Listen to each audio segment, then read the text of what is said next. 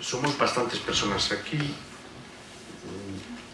entre ellos está Espada y Santa Cruz Estudio, Clara Bog y Diego Díaz, que está allí, y Pablo Balbuena. Lo que vamos a hacer es presentar a cada uno de ellos, van a impartir la ponencia, y después pasaremos al siguiente, y al final daremos paso a todas las cuestiones, preguntas, dudas. Incluso, bueno, podemos generar una especie de debate que sería lo más interesante, ¿no? Vamos a empezar por Espada y Santa Cruz Estudio, a mi derecha. Es una empresa de creación y gestión de proyectos visuales interactivos afincada en Madrid, especializada en el desarrollo de proyectos que combinan el arte y la tecnología. El estudio lo componen 3 profesionales, de los cuales 2 están aquí presentes: Juan Santa Cruz y Nerea Goicoechea. Juan Santa Cruz, el más a la derecha, licenciado en Filosofía, fue profesor de la Universidad Complutense de Madrid y en la actualidad es profesor de Iluminación y Análisis de la Imagen de la Escuela de Fotografía y Centro de Imagen. Nerea Goicoechea es licenciada en Humanidades, ha trabajado en la Dirección y Gestión de Proyectos en La Fábrica, Madrid, siendo en su última etapa directora de proyectos. Lamentablemente no tenemos a Miguel Espada, que es el tercer miembro, y no nos puede acompañar en esta mesa. Una vez presentados, yo creo que ya podemos empezar. Sí, podéis empezar. Vale, ¿se me oye? Sí. A ver, bueno, antes que nada, muchísimas gracias a Jorge por invitarnos a estos encuentros, ¿no?, anuales de creación y cultura visual.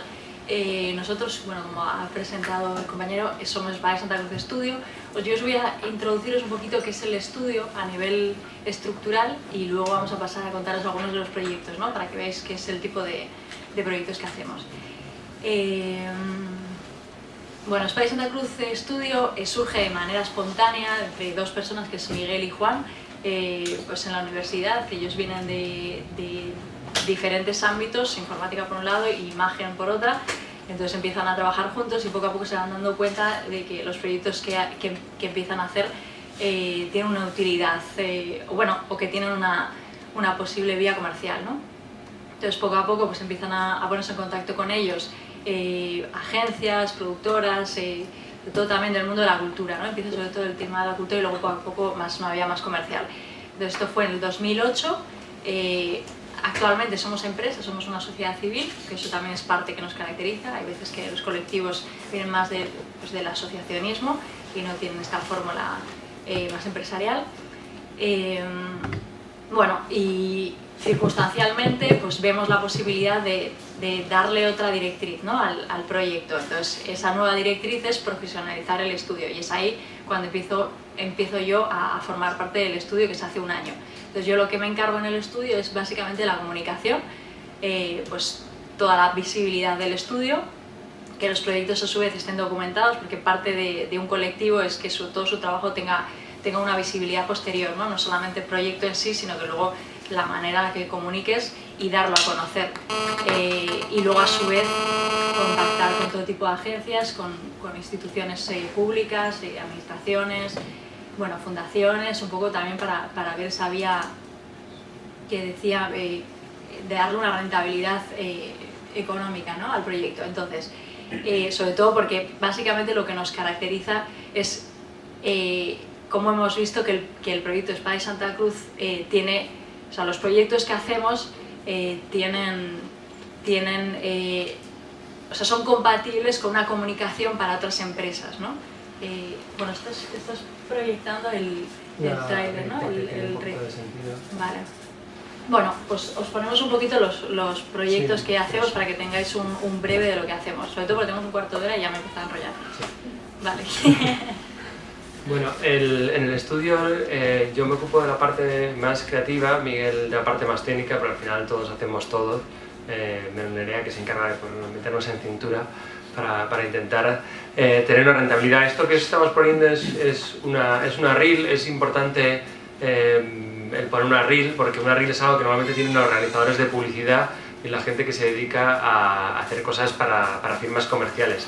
Una de las cosas que yo creo más interesantes que tenemos, no somos los únicos, pero sí que somos pocos estudios de creación con nuevas tecnologías que buscan rentabilizar sus proyectos, es que nosotros somos un estudio que aplica la nueva tecnología a la comunicación y los resultados de sus investigaciones, las investigaciones que nosotros hacemos con los nuevos medios las aplicamos para la comunicación de marca.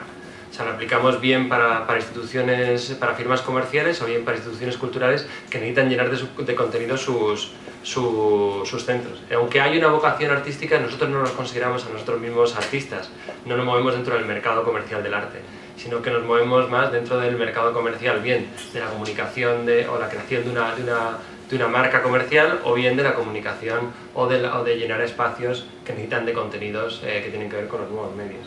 Y el modo como nosotros nos publicitamos normalmente es a través de una reel. O sea, igual que un realizador va a una agencia y muestra su trabajo, nosotros tenemos una reel, que es lo que muestra nuestros trabajos, y aquí se ve todo. No tiene una música así llamativa para que den ganas de contratarnos y tal, pero eso no lo pongo porque es como muy... A ver, esto es... Bueno, no se oye... Esto es...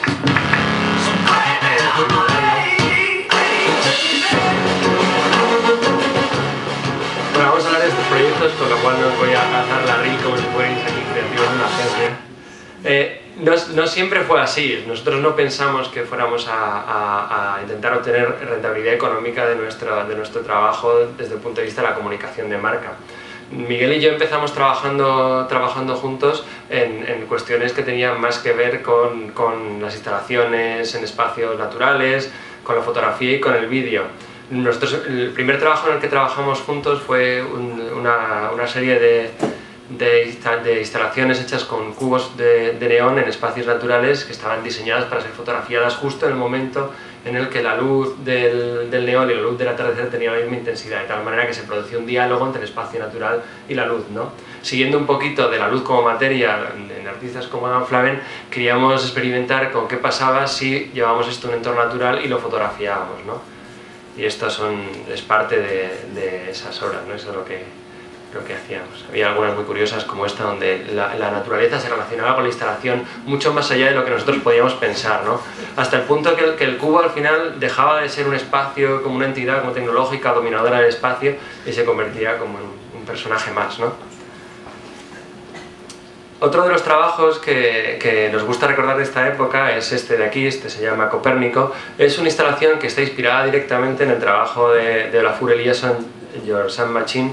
Había algo que nos atraía mucho de esta pieza, que era como una cosa tan sencilla, como con unos medios tan parcos, como simplemente un agujero en una instalación, puede Olafur conectarnos con nuestro lugar en el universo y el hecho de que estamos en movimiento y de que la vida se la debemos a algo que está ahí fuera, que es el Sol, nos movemos alrededor del Sol y no somos tan absolutos, tan centro del universo como nosotros pensamos, ¿no?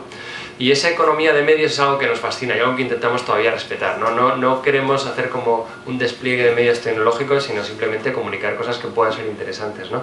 Lo que nosotros hicimos fue crear o recrear una puesta de sol con dos soles a través de un juego de espejos.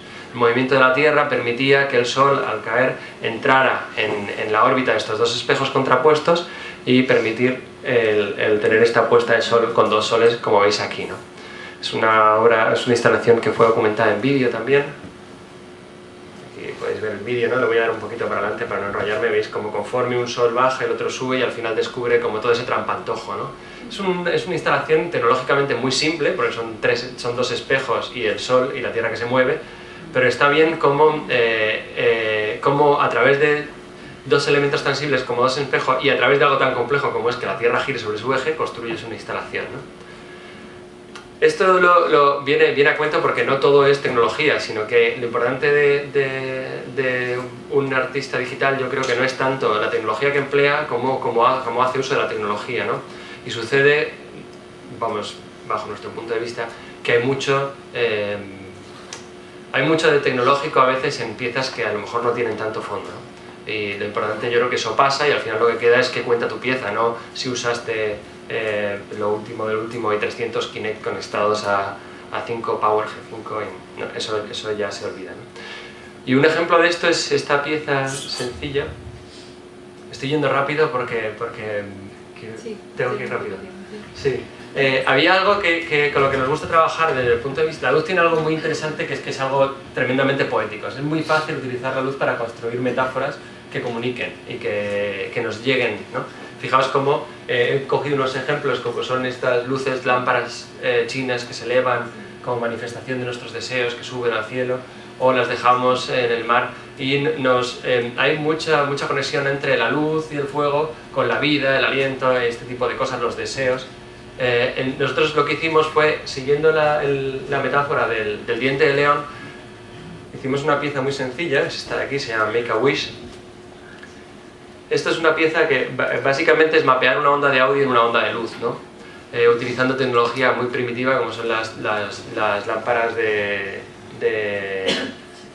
tungsteno, que es algo, las primeras lámparas eran básicamente iguales que estas, y que es algo muy orgánico, te permite encender y apagar la luz casi como si fuera fuego, ¿no?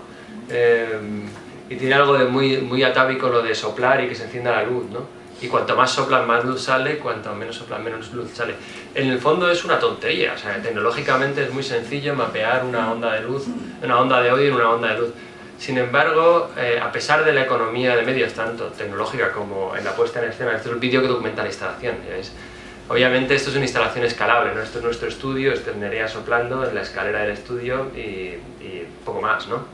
Pero bueno, esto es algo que el poder no reside en lo que materialmente es, sino en las posibilidades que contiene esta pieza, ¿no?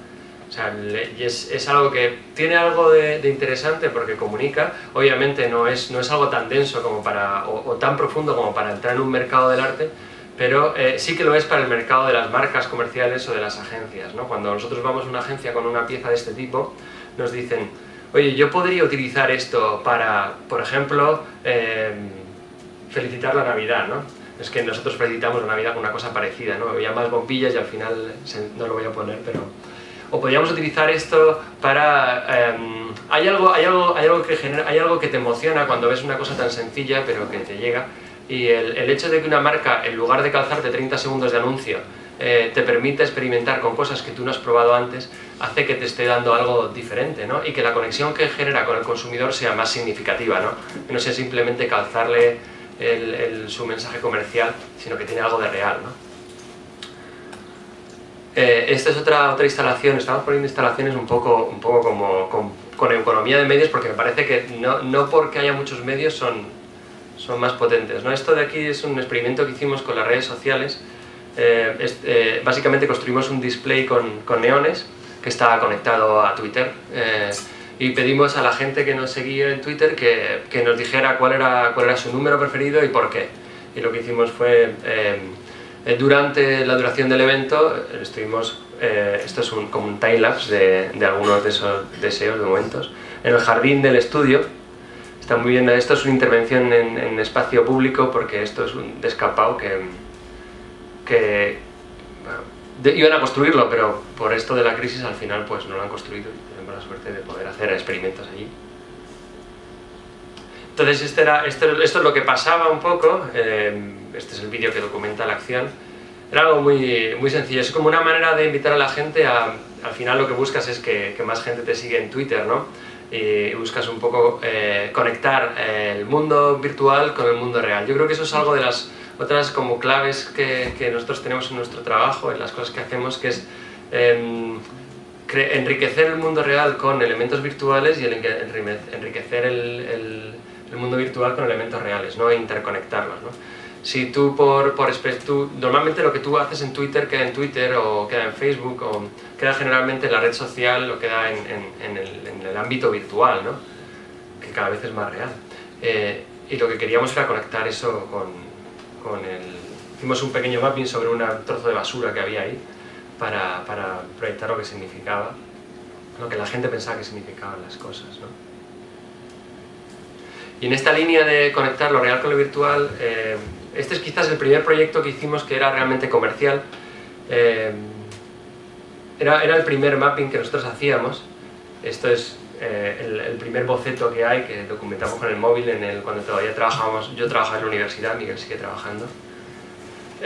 La idea que cuando primero vimos el mapping y vimos el trabajo de gente como Pablo, que está aquí, que es un genio del mapping, lo que más nos llamaba la atención del trabajo de gente como Pablo y de otros muchos artistas era cómo conseguían alterar la realidad a través de la luz. O sea, yo creo que la clave del mapping está en eso, ¿no? En que nuestra percepción del volumen tiene mucho que ver con la percepción de la luz y la sombra, y podemos trabajar con eso. Aquí buscábamos algo diferente, buscábamos ser capaces de relacionar la parte virtual proyectada sobre el mundo con la realidad del mundo, ¿no? A través del reconocimiento a tiempo, esto es un mapping muy básico, luego se enriqueció, a través del reconocimiento de los elementos que hay en una pared bidimensional podemos generar el universo de un juego, de tal manera que no estés jugando con un universo virtual, sino con un universo real, ¿no? Esta instalación se estuvo durante la noche en blanco, ¿de qué año? Del 2010. Es una pena, no estaba Nerea, esta es la razón por la que lo estáis viendo grabado con el móvil. Si hubiera estado Nerea habría un vídeo con audio molón, pero no lo hay. Lo interesante de esto es que, como nos permitía variar el mapping a tiempo real, aparte de poder jugar con la fachada de un edificio al Super Mario, lo más interesante, o lo que a nosotros nos resultó más interesante, es el hecho de que como el mapping estaba continuamente reformulándose sin que eso interrumpiera el juego, nos permitía hacer cosas como cuando un vecino se asomaba a la ventana, que ese vecino comenzara a formar parte del juego y que Super Mario pudiera saltarle la cabeza o los balones le rebotaran, ¿no? Eso es algo que nos fascinó. Y había otra cosa que nos gustaba mucho, que era el hecho de que gente mayor, gente joven, señoras, de cualquier público era capaz de coger el mando de la Wii y jugar con el Super Mario. Hay algo en los juegos de 8 bits, como lo hay en los juegos clásicos que pintamos con tiza, que ya forman parte como de nuestro universo, ¿no? de nuestro mundo, ¿no? De nuestro imaginario, sí. Entonces, el siguiente proyecto que hicimos de mapping interactivo fue juegos interactivos sobre tiza. La idea era muy básica, ¿no? Tú pinta el circuito, nosotros proyectamos los coches y juega con ellos, ¿no? Pero juega con ellos no con unas reglas, son a 6 vueltas, adelanta, no. Las reglas las pones tú, nosotros solamente ponemos la lógica del juego, es decir, que el coche cuando des un botón avance, cuando des a otro retroceda, y que detecte las tizas, que cuando salga del circuito vaya más lento.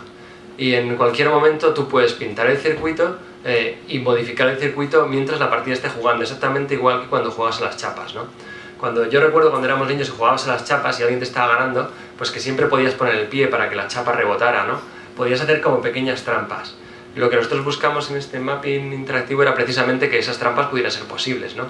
Algo que tienen los videojuegos es que, aunque son interactivos, esa interactividad no llega hasta el punto de que las reglas se puedan redefinir en cualquier momento. La única manera de que las reglas puedan redefinirse en cualquier momento es que esa parte del juego, que es la reglamentación, pertenezca al usuario. Y a través de este reconocimiento a tiempo real de trazos de tiza, que es lo que hay el motor que hay detrás de esta instalación, somos capaces de llevar de nuevo el peso de esa interactividad al usuario, ¿no? Este trabajo ha estado en Bélgica ahora en un festival y pues al final es algo súper sencillo, porque tecnológicamente esto es algo muy simple. Bueno, no es tan simple, pero que tan simple como jugar al Scalextric sobre trazos de tiza, o sea que no tiene demasiada complejidad, funciona muy bien y gusta mucho, pues porque yo creo que a todos nos gusta jugar, ¿no? Y es parte de la gracia de la interactividad, de las cuestiones digitales. Esto es otro proyecto de mapping interactivo que hicimos para una exposición que hubo en el CRTC sobre los artistas del Centro de Cálculo de la Universidad Complutense, y nos invitaron como herederos de ese legado, ¿no? Entonces, lo que nosotros hicimos fue generar un espacio. Todos estos artistas, o gran parte de estos artistas, trabajaban sobre la generación a través de algoritmos de formas en 2 o 3 dimensiones, ¿no? Era algo realmente, el arte computacional era algo mucho más complicado entonces de lo que es hoy, ¿no? Entonces lo que hicimos fue generar un espacio a través de un sencillo algoritmo como es el que genera los espacios de Voronoi, y aumentarlo con proyecciones de luz y sombra, cuyos parámetros los tomábamos del visitante de la exposición, ¿no? Que soplaba, y según soplaba activaba como esta variación del espacio, ¿no? Aquí está Miguel, este es Miguel, se ve claramente, ¿no? Es una proyección sobre una fotografía, un mapping muy sencillo. Hablando de mapping y hablando de lo que hablábamos antes del trabajo de cambiar nuestra percepción de los volúmenes a través de la luz y las sombras. Hay un proyecto de mapping que tenemos en curso que es, lo llamamos Chillidaren Ametsa, que básicamente es intentar llegar o hacer el sueño de Chillida a través del mapping, ¿no?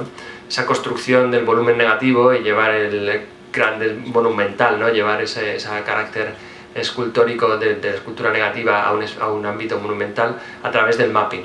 Lo que hemos hecho es, bueno, esto es un test, no está todo, es un proyecto en curso que os lo enseñamos pues, para que veáis un poco que también hacemos mapping del clásico.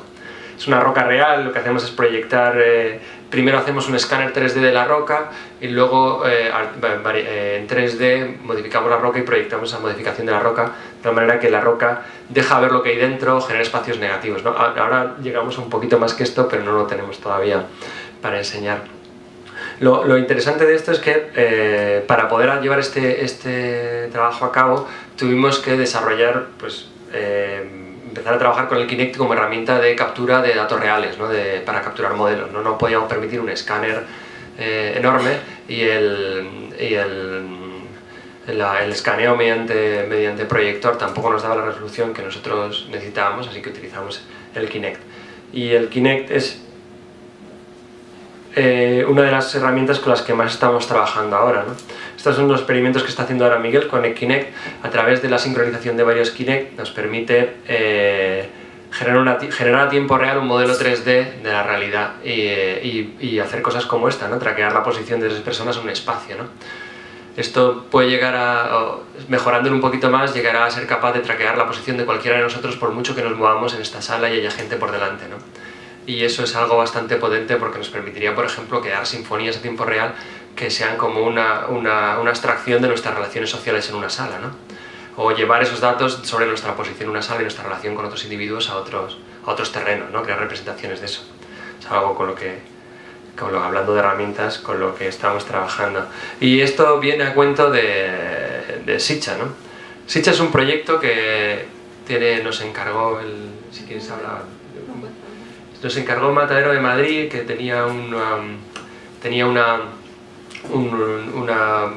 Matadero de Madrid tiene una gran terraza que estaba siendo programada este verano por el colectivo JA y nos propusieron hacer algo en esa terraza, ¿no?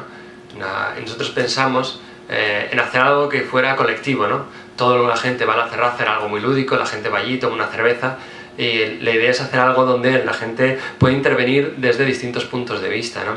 Algo que pensamos, ¿no? Y en lo que estuvimos debatiendo bastante era cómo podíamos conseguir diferentes niveles de participación, no solamente participación directamente en la obra, sino desde diferentes puntos de vista en una obra que sea una obra digital de construcción colectiva, ¿no? Y lo que pensamos es hacer como una especie de teatro de escenario donde la gente que quisiera intervenir en la plaza se pudiera poner en el centro y luego la gente del público también participara de alguna manera. Lo que pensamos es en crear un sintetizador de música a tiempo real que construyera música a partir de las posiciones que la gente que hay en la plaza tome como esta especie de arena, ¿no? En esa silla de ahí, que veis ahí arriba, estaría colocado el coach aéreo que llamamos, que era o sea, hacíamos un grupo, ¿no? Vosotros 7 de aquí hacéis un grupo y uno de ellos es como el director, que llamamos coach aéreo. Se coloca en esa silla y entonces le dice a sus compañeros en qué lugar se tienen que colocar de esta arena. Según los va colocando y los va moviendo, se va sonando una música u otra, es decir, cada uno de ese área estaría dividido como en distintas celdas, cada celda sería un instrumento y conforme vamos escaneando esa zona, vamos generando música. El público participaba pues diciendo me encanta esta sinfonía o no me encanta esta sinfonía, de tal manera que todos los grupos que pasen durante la noche en esa plaza pues pueden competir por ganar un premio, ¿no? El premio era como este gatito de la suerte, era todo muy poppy. Este gatito es el premio que dábamos, ¿no? Está Miguel explicando las reglas, yo estoy explicando más cosas. Sí, el audio, esto tiene audio. Sí, importante. Vale. Sí. Luego más adelante en el vídeo, voy a adelantar un poco para... Esto es.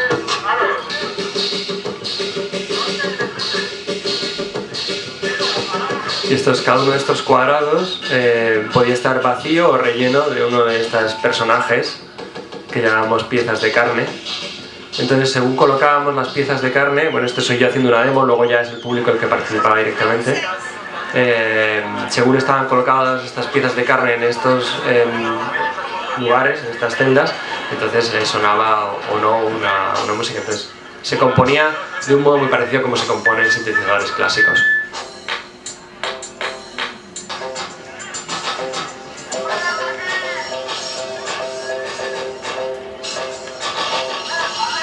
Hasta que la gente que le cogía el ritmo a veces era un poco cacofónico, pero luego sonaba más o menos bien.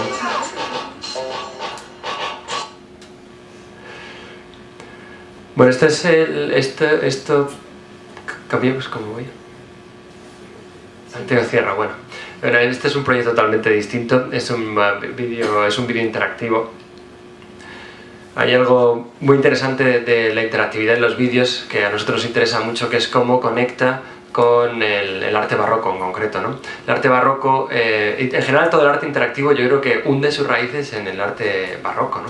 El arte barroco se basa en expandir el lienzo más allá del terreno bidimensional para conectarlo con el espectador, ¿no? Nosotros no podemos entender qué es lo que le pasa a los síndicos del gremio de pañeros de Rembrandt sin entendernos a nosotros mismos mirando la obra, o sin entender a Rembrandt pintando la obra, de tal manera que la obra deja de ser autocontenida para abrirse, a través del gesto, de la mirada, abrirse al espacio del espectador, al espacio del creador, ¿no? Y esa conexión, no solamente la comprensión de la obra, sino de la creación de la obra a través de la interactividad, es yo creo la base del arte interactivo, ¿no? Que tiene mucho de barroco, ¿no? Y este vídeo, este es un vídeo interactivo, jugaba con esto, ¿no? Es un vídeo donde hay algo que sucede que nosotros nunca vemos, que es estos personajes que están cenando y que están hablando, porque en el momento en que entramos en la sala se altera, ¿no? Esto es una simulación, no es la pieza real. Cuando cambia aquí, cambia entra sala, cuando entra en la sala detienen lo que están haciendo y nos están mirando. Nosotros solo accedemos a esto, al momento en que detienen y nos miran. En el momento en que salimos vemos que vuelven a lo suyo y se ponen a hablar, oímos cómo hablan, pero en el momento en que entramos los interrumpimos, ¿no? Tiene algo de gracioso porque realmente es una pieza divertida, pero a la vez yo creo que tiene como su parte de investigación artística, ¿no? Y esto, si os reís, es genial, porque lo que buscamos es un poco generar un toque más divertido sobre el arte digital y el arte interactivo, ¿no? Y también hacemos cosas comerciales y como para Corona y marcas de estas, y a veces nos dan premios, otras veces no. Muchas gracias por todo. Gracias.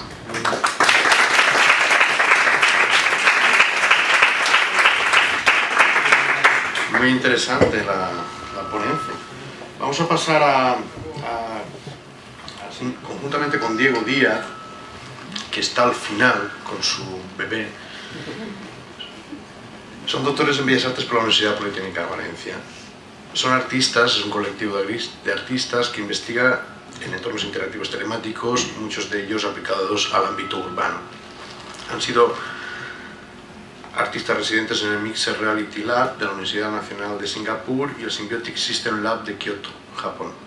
Su obra ha sido presentada en el Singapore Art Museum, en Media Lab Prado, Ars Electrónica, Transmediale, Arco y Laboral de Gijón. Yo creo que ya podemos dar paso a la ponencia. Bueno, buenas tardes. Bueno, en primer lugar, agradeceros vuestra presencia aquí y a la organización el que me haya permitido participar y, bueno, de alguna manera conocer también el trabajo de algunos de los compañeros de mesa que no lo conocían.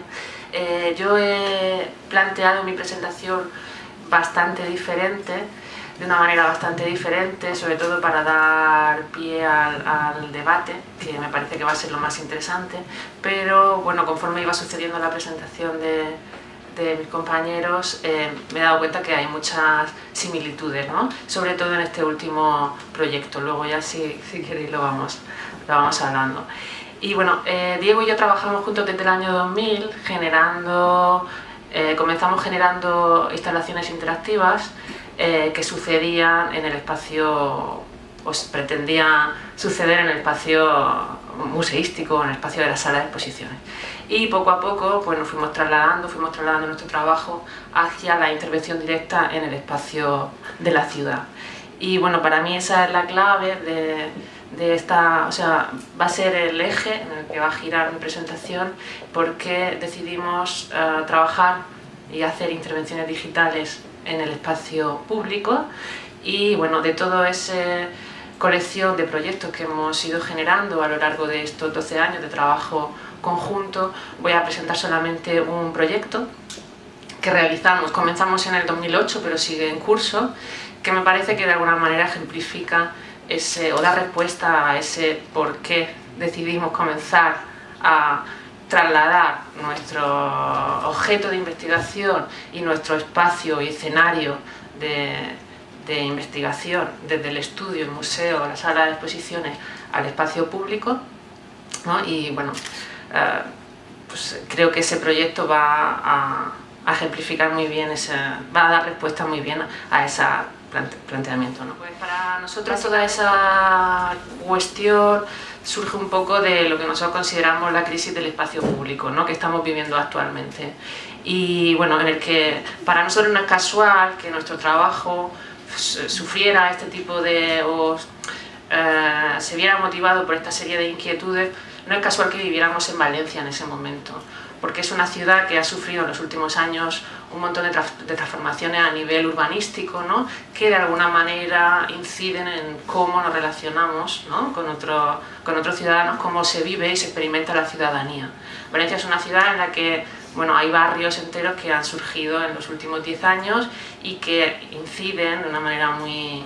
O sea, el entramado y cómo se ha diseñado el diseño de esta ciudad incide de una manera muy potente en cómo se potencia o se anima o bueno, cómo se suceden las relaciones entre las personas, ¿no? Entre los ciudadanos. Y esa crisis del espacio público, pues antes que nada comentaros, ¿no? Para nosotros qué es el espacio público, y de una manera así muy escueta pues nos gustaría definirlo como como decía Hannah Arendt, ¿no? Como esa mesa compartida en la que nos sentamos, que nos separa, pero también es el espacio en el que podemos compartir, ¿no? Y compartir nuestra diferencia. Es ese espacio común, no solamente entendiendo espacio público como el espacio al aire libre, o las calles, las plazas, etcétera, o la superficie de nuestras ciudades, sino el espacio público como el lugar en el que se genera esfera pública, ¿no? Donde la ciudadanía puede expresarse y dar rienda suelta de alguna manera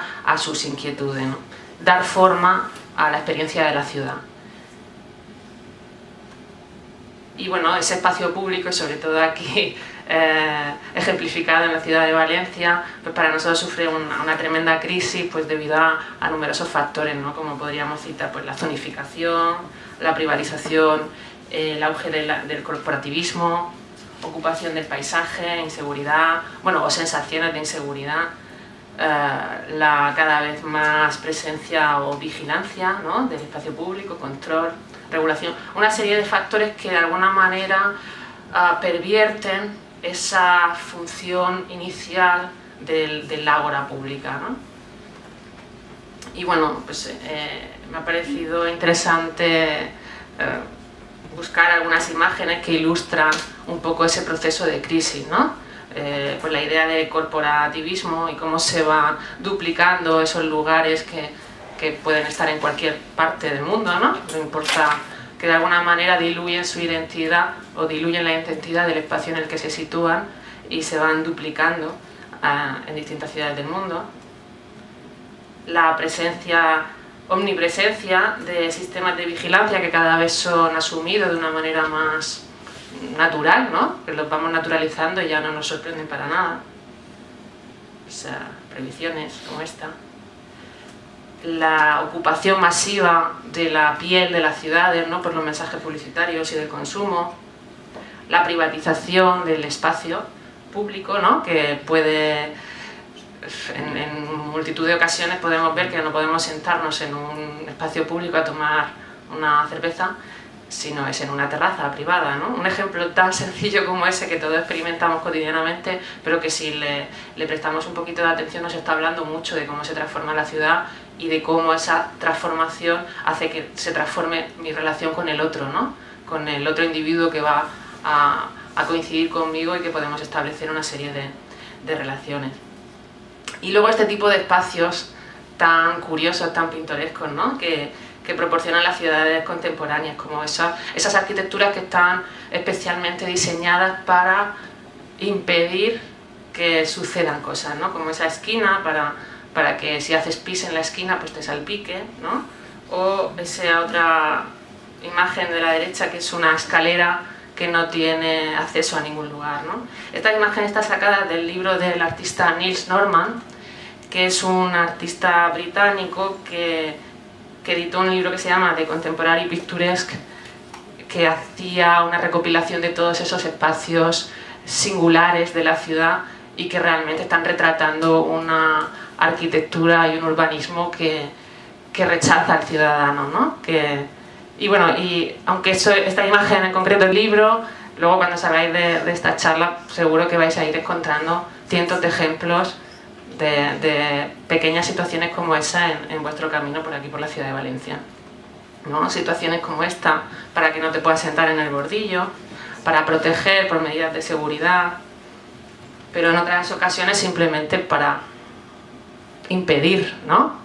Que si te sientas puedas conversar o puedas generar un tipo de situación que rompa esa circular que el consumo de alguna manera está provocando, ¿no? Que por las ciudades se circule, se transite, pero no se produzcan los encuentros, ¿no? Todo este tipo de situaciones bastante rocambolescas, ¿no?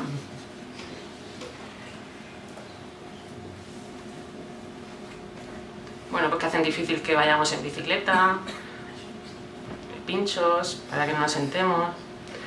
Estos bancos que impiden que puedas conversar con nadie, que es una cosa que prolifera cada vez más en las plazas de nuestras ciudades, ¿no? Y que están a una distancia suficiente para que sea incómodo la presencia del otro, pero no que puedas charlar con una cierta proximidad. Entonces tienes que charlar pues, a una distancia que te hace bastante difícil la comunicación. O estos bancos antimendigos para que no te puedas acostar. Todo un diseño de la ciudad que realmente para nosotros nos habla de esa crisis del espacio público como generador de esfera pública, de relaciones entre los individuos y de ciudadanía. Y este es un ejemplo que yo no lo he visto nunca, este banco. Esta imagen la encontré en internet y me parece muy interesante porque es como hasta dónde podríamos llegar si no hemos llegado ya. Que es un banco que cuando le echas la moneda los pinchos bajan y te puedes sentar durante unos minutos, ¿no? Es un prototipo de esa ciudadanía que nos espera si pues no hacemos algo para impedirlo, ¿no? Si no trabajamos más activamente en la transformación de nuestro espacio público. Bueno, los centros comerciales, las superficies comerciales, ¿no? Como aglutinadores de la vida social. Y bueno, y esto es lo que os comentaba, que en Valencia hemos vivido o estamos todavía en un proceso de diseño urbano que impide o no favorece, por decirlo así, no favorece el encuentro casual y la generación de relaciones espontáneas entre los ciudadanos, ¿no? Sino que más bien son espacios para la foto, espacios de usar y tirar que pues quedan muy bien. Todos hemos ido a la ciudad de la ciencia, todos hemos ido a otros espacios emblemáticos de la ciudad que pueden ser muy interesantes por otros motivos, pero que no son ese espacio de encuentro en el que se puedan provocar interacciones que vayan más allá del tránsito y de la experiencia anecdótica, ¿no? Por supuesto las habrá, ¿no? O situaciones como esta, ¿no? Son escenarios, pero no son lugares propiamente dichos. Y bueno, en ese contexto, pues nosotros que estábamos trabajando en generar instalaciones que de alguna manera implicaran la participación del espectador y que rompieran un poco esa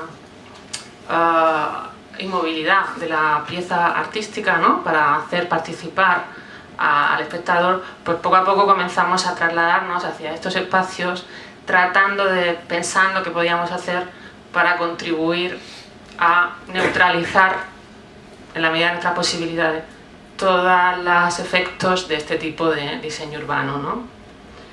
Bueno, a todo esto, esa crisis del espacio público que os comentaba, y que hay muchos más factores que la explican, pero esto es un poco, estoy intentando hacerlo así bastante rápido para que nos dé tiempo al debate y para que podáis ver luego la pieza.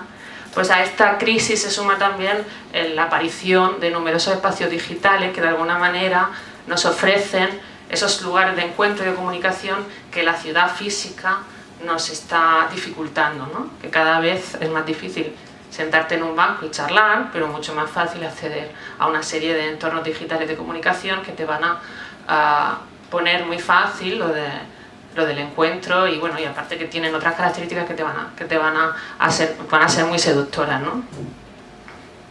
Y bueno, pues hay un continuo proceso migratorio de un lado a otro, desde lo físico a lo digital, que si hace 10 años podíamos pensar que ese proceso migratorio era unidireccional y íbamos hacia lo digital continuamente, la aparición de las tecnologías y de la computación ubicua, de los pequeños dispositivos tecnológicos que se pueden de alguna manera insertar y que todos llevamos en el bolsillo, ¿no? Como el teléfono móvil, esa serie de tecnologías han hecho que esas migraciones no sean solamente hacia lo digital, sino que ese espacio digital siempre esté insertado en nuestro bolsillo y sea parte o forme parte del espacio público, ¿no?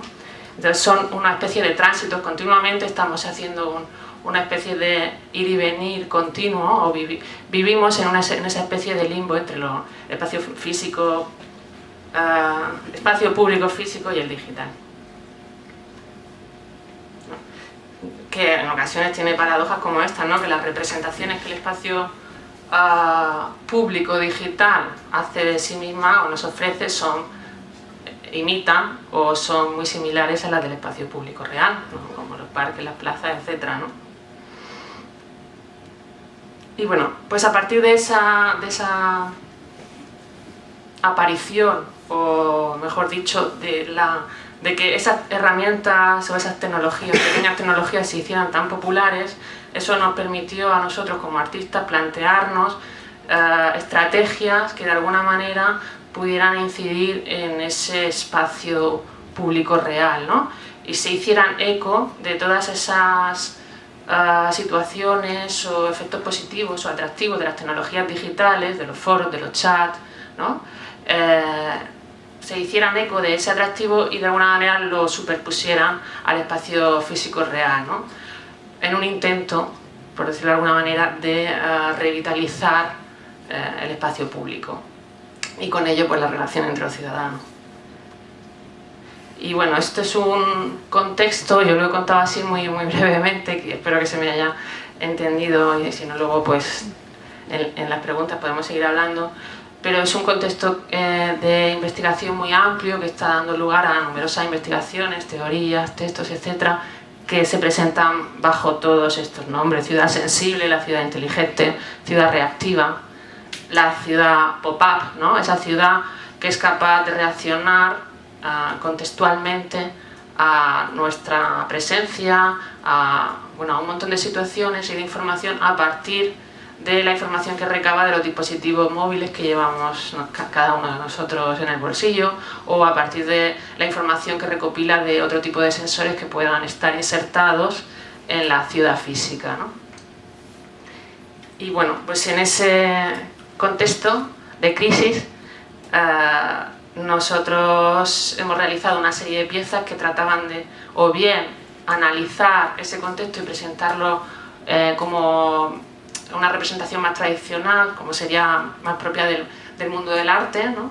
Un nuevo paisaje digital, o bien que se han desviado de alguna manera esos proyectos de la representación para introducirse en otros territorios y en otras prácticas que ya no serían puramente, se podrían entender como artísticas, ¿no? Y nos hemos deslizado hacia el territorio de los videojuegos o hacia el territorio de la acción participativa en el espacio público. Y os voy a enseñar el proyecto, se llama Hybrid Playground, que lo comenzamos a hacer en el 2008 como dispositivo.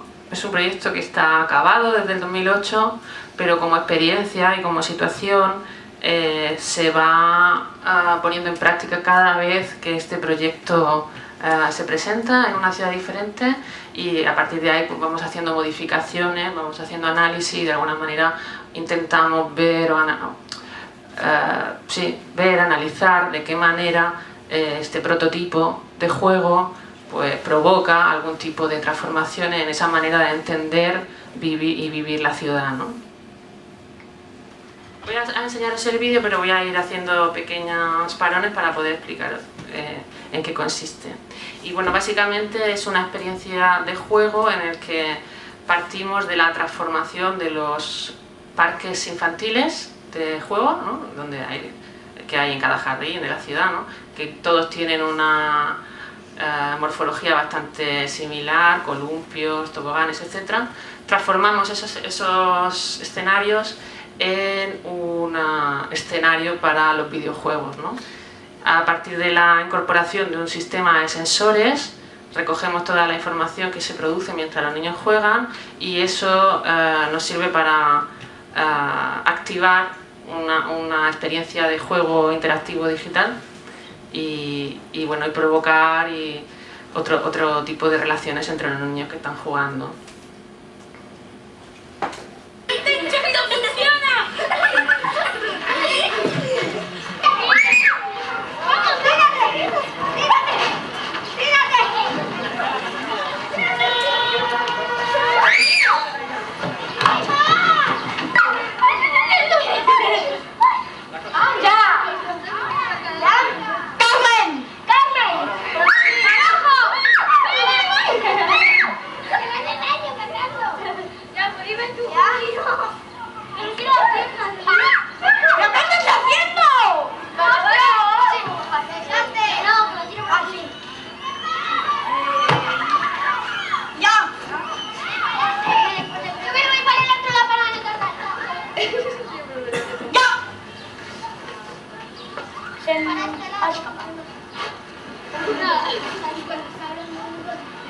Misión conseguida.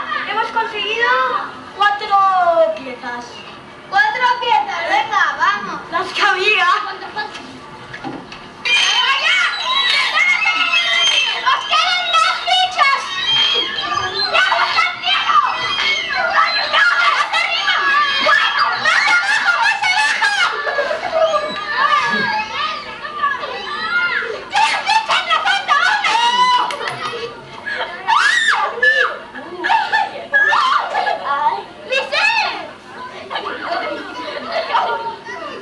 Bueno, más que nada este proyecto surgía un poco de ese contexto que os hablaba y de la observación de que cada vez es más infrecuente o es más frecuente encontrarse con grupos de niños que están jugando en el parque sentados en el banco jugando a la Nintendo DS o a la PSP y están juntos compartiendo esa experiencia de juego digital en el espacio público, pero traducida a algo tan literal como llevarse la consola portátil a la calle, ¿no? Y bueno, pues tratar de transformar esa situación en una experiencia de juego que fuera realmente interactiva y que propiciara una relación física, una relación verbal, o sea, otro tipo de relación entre los jugadores, en este caso los niños, ¿no? De alguna manera tratando de revitalizar ese espacio que tiene un diseño, de cierta manera obsoleto, a nuestro entender, y a partir de la incorporación de una serie de sensores que además se retiran al terminar el juego y que no generan ningún tipo de transformación permanente en el espacio público, ¿no? Entonces, bueno, son como pequeñas intervenciones tácticas que transforman el espacio público en un momento dado, permiten que se convierta en un escenario para jugar a los videojuegos y cuando acabamos recogemos los sensores y el parque vuelve a ser pues ese elemento de la ciudad y del urbanismo estático y solamente físico, ¿no? Hacia mí.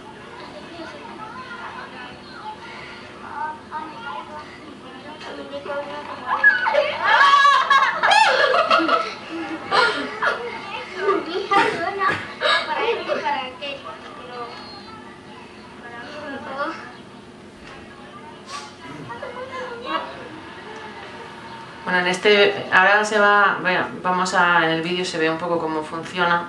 Comentaros que este vídeo, el proyecto ha cambiado mucho y el prototipo ahora mismo es bastante diferente. y bueno, los sensores son de tamaño pues, reducido, más o menos 4 veces, y todo está, bueno, el proyecto va evolucionando y vamos haciendo transformaciones conforme lo permiten nuestras posibilidades, conforme vamos descubriendo nuevas tecnologías que podrían ser interesantes, y también en base a las aportaciones que los propios jugadores nos van haciendo cuando experimentan con él, ¿no? Pero bueno, más o menos en este vídeo se explica cómo cada uno de los sistemas se relaciona con los demás, y aunque la estructura es la misma, pero ahora mismo el sistema actual está un poquito más avanzado. Vale, se acaba el vídeo y... Luego, la luz. Bueno, pues estos son un modelo de sensor que se coloca en los elementos del parque. Como todos los elementos del parque se basan o casi todos los juegos de parque infantil se basan en potenciar determinados movimientos de inclinación y balanceo por parte de los niños, pues lo que hacemos es colocar una serie de sensores que nos permiten medir, ¿no?, esos movimientos, qué grado de inclinación, qué grado de balanceo y la presencia o no de los niños en ese momento. Y bueno, y a partir de obtener los datos de ese uso que hacen los niños del columpio, del tobogán, del balancín, etc., toda esa información se manda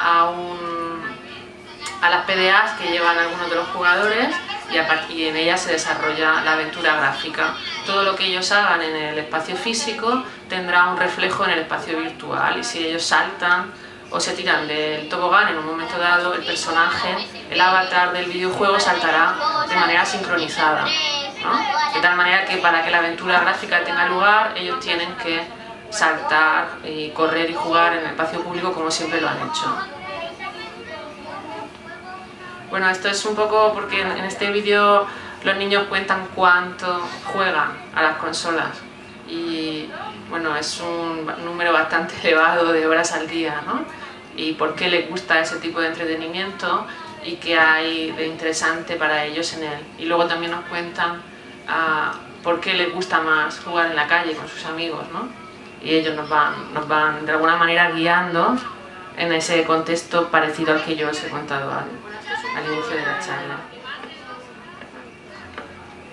Lo que ellos están viendo en pantalla cuando están jugando son una serie de minijuegos, y el personaje del juego se va moviendo pues según se vayan ellos moviendo, y en cada uno de esos minijuegos tienen que coordinarse tanto verbalmente como físicamente para poder hacer ese tipo de acciones.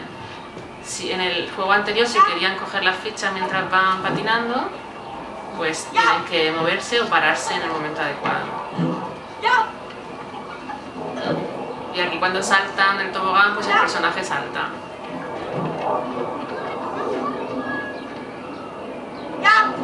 Bueno, el vídeo de abajo no está sincronizado con el vídeo de arriba.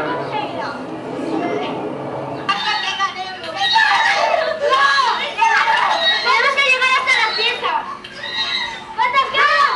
¡Oh! ¡Nos han salido dos! ¡Nosotros ya hemos cogido otra!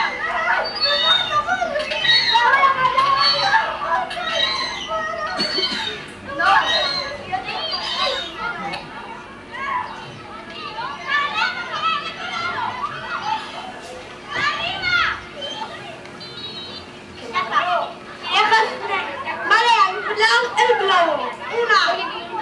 Pues yo tampoco, yo no he hecho ninguno. 1, 2, 3, ya.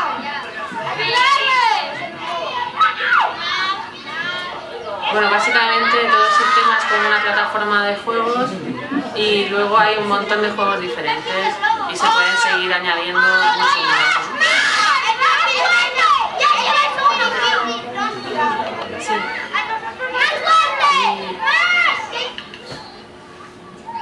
Y bueno, como no puedo contároslo todo, también para que es mucho mejor realmente que podamos luego charlar todo sobre ello, pues comentaros que en nuestra página web, que es lalala.org, se puede ver el vídeo completo, y que bueno, hemos tenido experiencias de juego con cerca de 3.000 niños en más de 15 ciudades del mundo, y bueno, hemos aunque cada vez las experiencias son diferentes, pero sí que nos hemos ido dando cuenta de ciertas cosas que todos tenemos en común, ¿no? Y es esa necesidad de estar con el otro y de compartir, y que en este caso esta instalación de alguna manera lo hacía posible, sobre todo que es mucho más evidente, ¿no?, en los niños, que tienen esa necesidad de vivir en un espacio público que favorezca esa comunicación.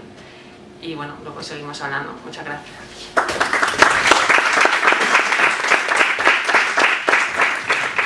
Pablo Balbuena, artista visual y arquitecto vinculado a Media Lab Prado a través del grupo de investigación especializado en luz, espacio y percepción formado por Daniel Canogar y Juan Oliver.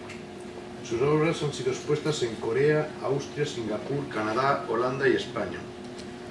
Sus intervenciones más conocidas son Entramado, en la Plaza de las Letras de Madrid, Aumente Descriptive, en Ars Electrónica, la intervención lumínica sobre la fachada del Ayuntamiento de La Haya, durante el Festival Today's Art 2008, así como otras más recientes en México, Gante y Florida. Cuando quieras. Pues, bueno, gracias por la invitación y por venir. Yo voy a intentar agilizar, aunque no soy muy bueno en agilizar, pero tú cuando tú me cortas y yo acabo. Bueno, yo voy a... Perdón, me gustaría hablar un poco... os voy a enseñar así un trabajo, un par de proyectos, 3 o 4 cosas, y me gustaría hablar también un poco de las ideas un poco con las que trabajo, ¿no?, que hay detrás, o enseñaros un poco también algunas cuestiones relativas al proceso de desarrollo, ¿no? Mi trabajo seguramente tiene una vertiente, si queréis, más abstracta o más vinculada a ideas que tienen más que ver con la fenomenología o más filosóficas, más existenciales, o que bueno, que creo que también se ve un poco en la formalización del trabajo que estoy haciendo. Yo trabajo sobre el espacio principalmente y me interesa mucho la construcción del espacio a través de la percepción. Cómo básicamente utilizo el espacio como laboratorio de ideas sobre cómo nosotros, cómo las personas, digamos, nos relacionamos con la realidad, ¿no? Cuestionar determinadas ideas que me interesan sobre cómo nos relacionamos con otras personas, pero sobre todo con lo que nos rodea, con el entorno que nos rodea. No me quiero liar así mucho en disquisiciones filosóficas, pero bueno, que sepáis que sí que para mí es importante un poco que todo esto que os voy a enseñar parte de algunas cuestiones que no responden tanto al medio que utilizo, sino a estas ideas más de fondo, ¿no? Os empiezo a hablar de algunos proyectos. Esto es un proyecto que se realizó yo llevo trabajando como artista desde 2007. Mi formación es de arquitecto, esto también pues me imagino que tiene un peso en cómo se formaliza mi trabajo. Y desde el principio me interesaba mucho trabajar sobre el tiempo, ¿no? Cómo era posible incluir la dimensión temporal en el tratamiento del espacio. En este caso, el primer proyecto así más serio que hice en el tratamiento de la escultura. Y rápidamente vino a colación pues, la imagen fílmica, ¿no? El cómo introducir... para mí siempre el cine ha sido un elemento que ha trabajado con el tiempo de una manera muy interesante, que podía malear el tiempo de formas que otras disciplinas no podían. Y bueno, pues surgió un poco esta idea de empezar a trabajar con el vídeo, en este caso, introduciéndolo en el espacio, cómo se podía manejar esto, ¿no? Ahora, pues bueno, todo... Juan estaba hablando antes del mapping, es algo que seguramente todos habéis visto, ¿no?, en YouTube o instalaciones de este tipo. En 2007 nadie sabía qué era el mapping, ¿no? Y no había, digamos, tantos medios específicos para desarrollar estas ideas, ¿no? Entonces, de hecho es bastante interesante si investigáis un poco sobre ello. La gente tiende a pensar que es algo relativamente nuevo, pero en los años 70 hay varios artistas como Krzysztof Wojcik hay algunos artistas americanos que estaban ya trabajando con el vídeo sobre superficies tridimensionales, ¿no? De una manera bastante avanzada, ¿no? Bueno, no me lío mucho, intento no liarme mucho. Estas son algunas imágenes de esta idea de trabajar simplemente añadiendo una capa de proyección de luz a una escultura, ¿no? Y a través de esa capa de proyección de luz pues empezaba a trabajar con el tiempo dentro de esa escultura, con la proyección simplemente de luz y sombra, ¿no? El casi superponer un timelapse al propio volumen, cómo esa escultura se iba seccionando en diferentes partes, ¿no? Según en dos volúmenes que se iban superponiendo, se iban seccionando. Este es un poco el primer proyecto que desarrollo y bueno, enseguida con esta idea, en un principio de trabajar sobre el tiempo, ¿no? Pero enseguida empezó a surgir la posibilidad de qué pasa si retiro la escultura y empiezo a trabajar sobre el espacio realmente, ¿no? Sobre el espacio que está ahí, que es algo construido, no algo abstracto. Y empiezo a trabajar con... no voy a hablaros de todas las piezas, voy a intentar seleccionar un poco, pero empiezo a trabajar con espacio. Esto es una esquina del estudio que tenía en Madrid, en donde simplemente pues, a través de la proyección me interesaba generar esa posibilidad de diferentes espacios, ¿no? Me interesa mucho esta idea de utilizar la proyección de vídeo como luz, ¿no? como prácticamente luz y como luz que dibuja. Tiene mucho que ver la idea me interesa mucho la capacidad que tiene el dibujo de abstracción, ¿no? Y no solo de abstracción, sino de que nuestro cerebro lo entienda y lo interprete y empiece a generar su propia alternativa, digamos, a lo que está ahí realmente. Esa superposición entre lo real y lo percibido es algo que en mi trabajo está muy presente. En las dos presentaciones anteriores ha surgido una cosa que me interesa mucho, que es, bueno, a nivel filosófico, digamos, ahí se ha hablado mucho, ¿no? de la diferencia entre lo real y lo virtual, ¿no? Y me interesa mucho esta posibilidad de coger lo virtual. Estamos muy acostumbrados a tratar lo digital en una pantalla plana, ¿no? A mí lo que me interesa es coger esa información que está disponible en el ámbito virtual y traerla al ámbito real, ¿no? Y lo que estoy haciendo no deja de ser una proyección de un espacio virtual que yo genero tridimensionalmente y que vuelvo a traer de vuelta al espacio real, y es experimentado no como un espacio virtual, sino como un espacio real, ¿no? Y creo que en esto reside la potencia de estas piezas. Yo aquí lo que traigo básicamente es documentación, pero son piezas que realmente son difíciles incluso aunque la documentación que prácticamente en todas las piezas es trabajo con vídeo para documentarlas, son vídeos grabados directamente de la localización, y aún así son piezas que necesitan ser experimentadas, ¿no? Son piezas que incluyen un determinado lapso de tiempo. Eso es también muy importante.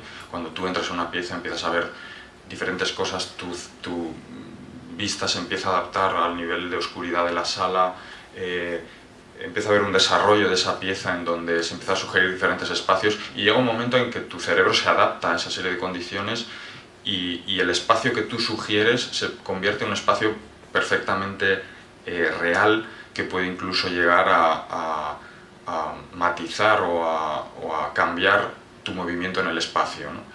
Ese es el punto que a mí me interesa, cómo a través de simplemente la percepción, sin añadir nada físico, a través de una intervención efímera exclusivamente con luz, modelar un espacio mental en la mente del que está mirando, ¿no? Y digamos que esa sería un poco la idea clave, ¿no? La de generar una instalación no físicamente en la sala en la que yo estoy haciendo algo, sino en la mente del que está mirando, ¿no? Esto es algo que en el arte del siglo XX y del XXI es algo que esta desmaterialización del objeto artístico, ¿no? Y la primacía de la experiencia del visitante, digamos, es algo que está increciendo y a mí me parece que es algo muy importante, ¿no? en el trabajo que yo estoy haciendo. Bueno, estos son, os hablaba antes un poco de esa desaparición de la escultura, ¿no? Y empezar a trabajar con el espacio. Para mí, prácticamente la división, hablaba Clara antes de su definición de espacio público, ¿no? Para mí, prácticamente todo el trabajo que estoy haciendo ahora es específico, es decir, site specific, son piezas que se hacen, es decir, yo voy a un sitio y desarrollo una pieza para esa localización que implica, muchas veces son espacios que no son espacios habituales de exposición. Bueno, requiere un análisis, ¿no? De cómo se circula ese espacio, cómo se percibe, cómo se ilumina, ¿no? y empiezo a trabajar sobre esa localización concreta. Y en ocasiones mi entendimiento del espacio público prácticamente es más un espacio que puede ser compartido, es decir, un espacio en la que la experiencia puede ser compartida por varias personas, y no hago, por la naturaleza de mi trabajo, no hago tanto esa distinción entre espacio, digamos, pues eso, que pueda ser habitado públicamente o que pueda ser, que esté disponible, que sea la calle o que no sea la calle, que sea un museo o que no sea un museo. A mí me interesa, digamos, abrir un poco el término. Sí que es verdad que hay cuestiones de trabajar en la ciudad exterior que son muy interesantes, como el acceso a un público, por ejemplo, que normalmente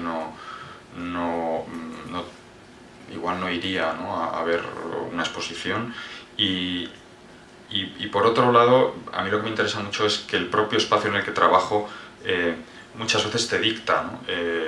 Es decir, aprendes del propio espacio, y esto es muy interesante, ¿no? Porque tú mismo en diferentes tipos de piezas pues te sorprendes, ¿no? Y surgen cosas que igual en un principio no habrías pensado. Estos son piezas variadas que trabajan exclusivamente sobre la arquitectura.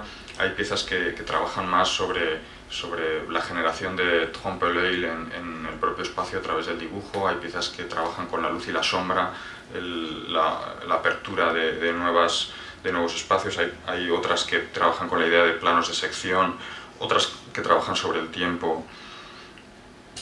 Piezas en espacios más neutros como el cubo blanco, ¿no? La galería, simplemente con los elementos que hay ahí, espacios más industriales. Esta es otra pieza, por ejemplo, simplemente proyectando degradados en una columna y sincronizando los 3 degradados de una columna. Esto es una pieza que hice en una exposición en Laboral, y todas las piezas hice tres piezas específicas, y todas estaban localizadas en espacios donde nunca habían, bueno, en este caso habían expuesto alguna cosa por ahí en medio, pero no eran espacios que se utilizaban normalmente como espacios de exposición, y esto es algo que me interesa mucho, ¿no? Y ya os digo, simplemente proyectando un degradado y sincronizándolos entre los 3 pilares, con una operación tan sencilla como esa, la percepción de que había una luz girando, ¿no? En torno a esos pilares, pues aparecía rápidamente. Espacios más domésticos.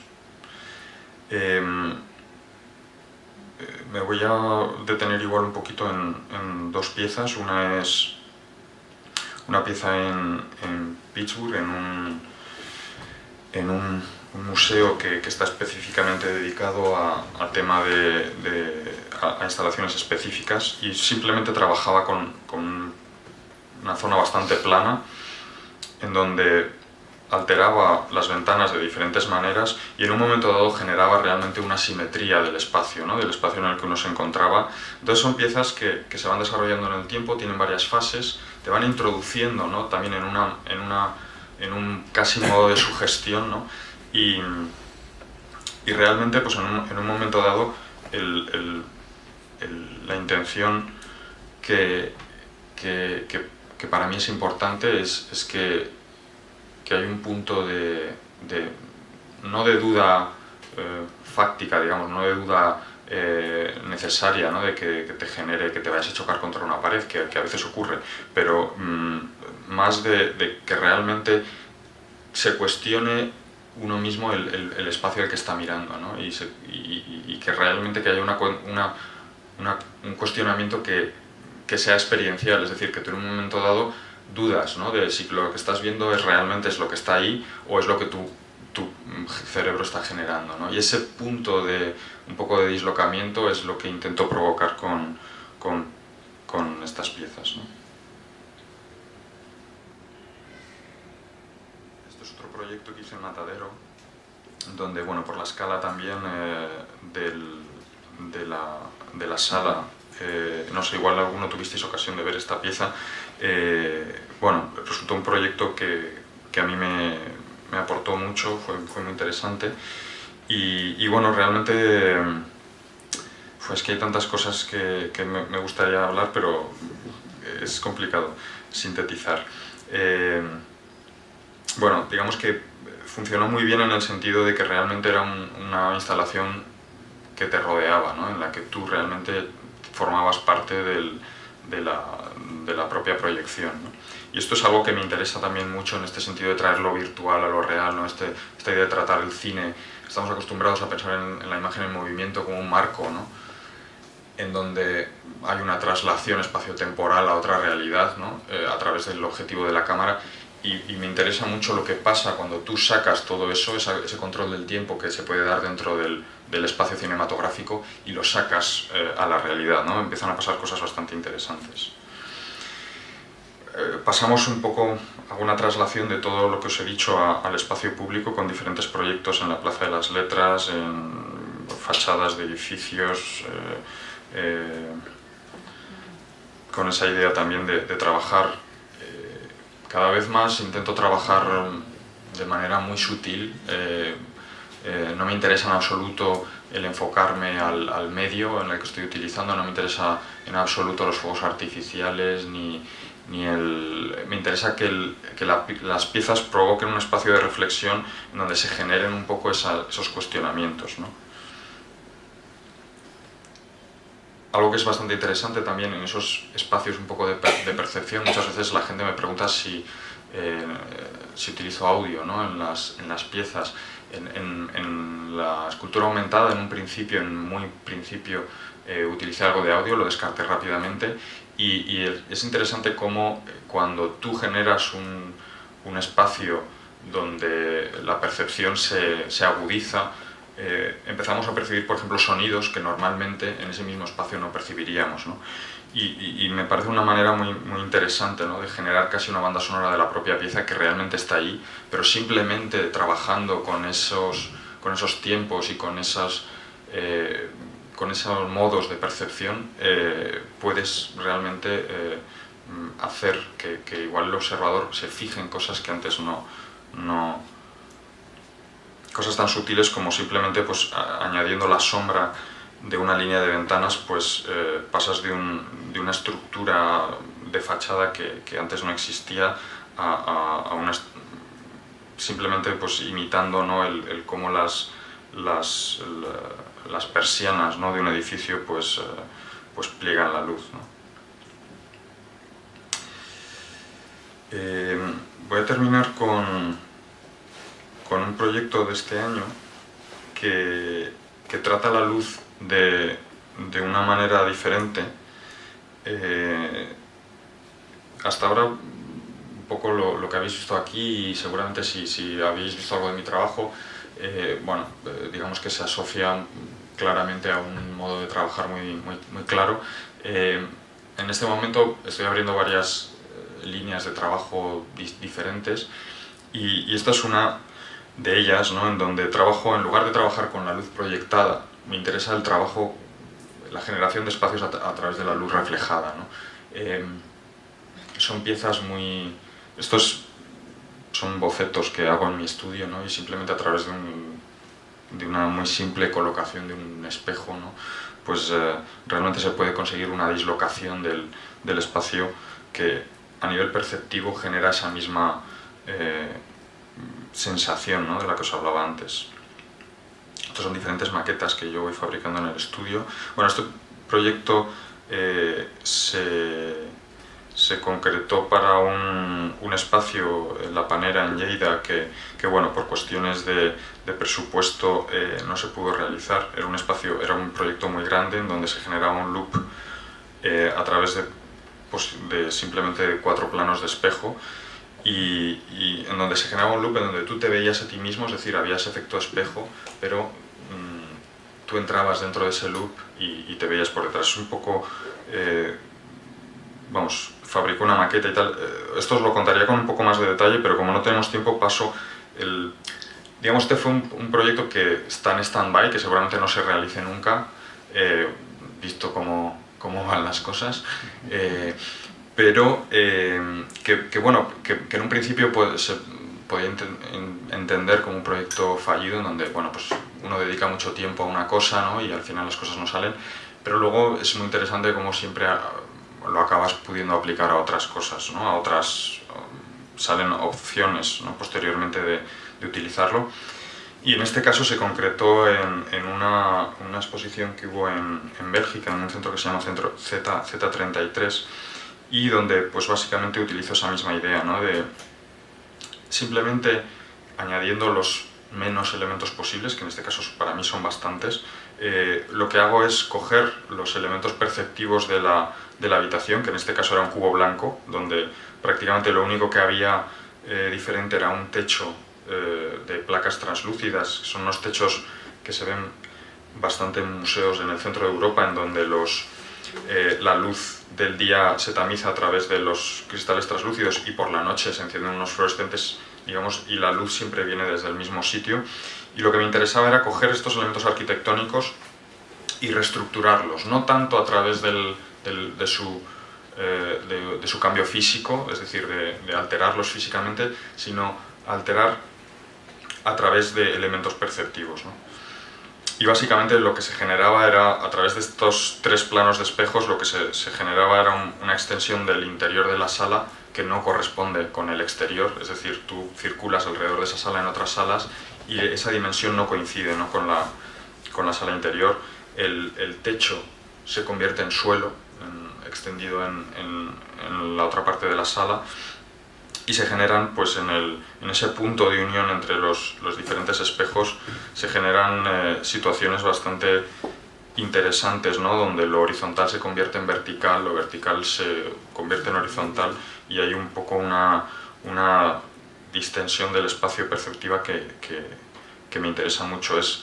Siendo una modificación bastante sencilla de la sala, realmente cuando tú entras a la sala, es decir, te mueves alrededor de la sala y te cuesta un rato el realmente entender qué es lo que está pasando, ¿no? Esto me interesa, ¿no? El hecho de que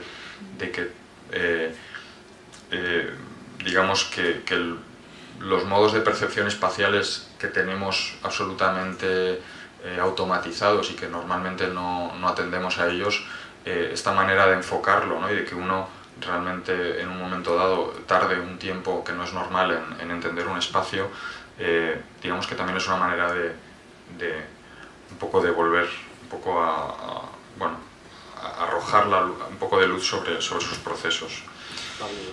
Y yo creo que con este proyecto acabo.